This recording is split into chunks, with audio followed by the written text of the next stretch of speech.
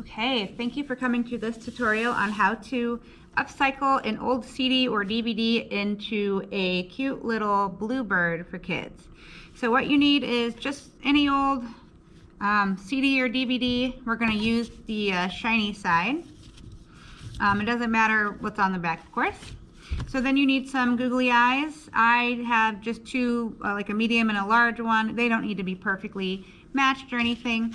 Need some blue paint. I chose to get a little bit of white paint too because I like to mix it and get all the swirls of color. And some orange craft foam, a pair of scissors, and some glue. And then some featheries to accessorize. If you don't have feathers or don't want to use feathers, don't worry about it. You could always use scrap fabric like blue fabric or something to put on the back, or you can just forego the feathers in the back altogether. The first thing you do, of course, is the messiest. So I put a little bit of blue and a little bit of white over here, and what I'm going to do is just take my finger and we're just going to finger paint on top of this. Take my finger and I'm going to swirl it a little bit. I like to get the nice swirl of the blue and the white. And I'm going to just do this. I'm going to tap it. They can tap it, they can swirl it, they can paint with it. You just want to kind of cover the surface of the CD. And you don't need a lot of paint for this. Just a little bit goes a long way. So don't squirt out too much paint because then you'll have too much. You want to get all the way to the edge.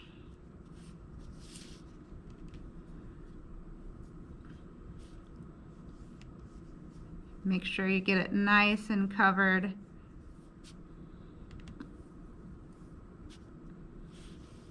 I got some pretty swirling going on, so I'm gonna do that to come back over and just stamp it like that. It's so pretty when you get all the swirls together.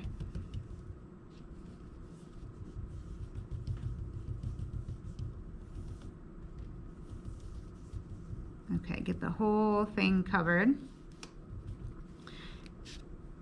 And I suppose you could do this on the other side too if you'd rather cover the side that has the title on it, but it really doesn't matter. I think it goes on a little bit better. And then if anything shines through, it's just blank and shiny. So there you go. That is what it should look like. It should be pretty covered with your blue and white paint. So then the next part you want to do is you want to let this dry completely. So you can let it dry overnight, or take out your hair dryer and give that a good dry. So we'll come back and we'll finish it once this is all dry.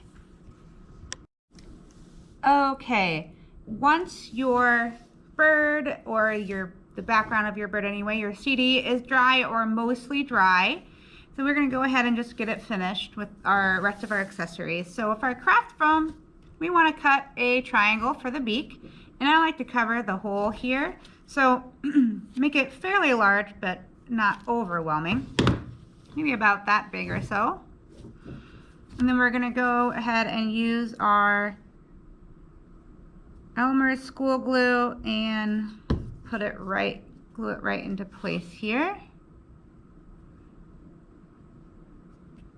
Got a little bit coming out the side, but that's all right. Kind of scrape it off a little bit.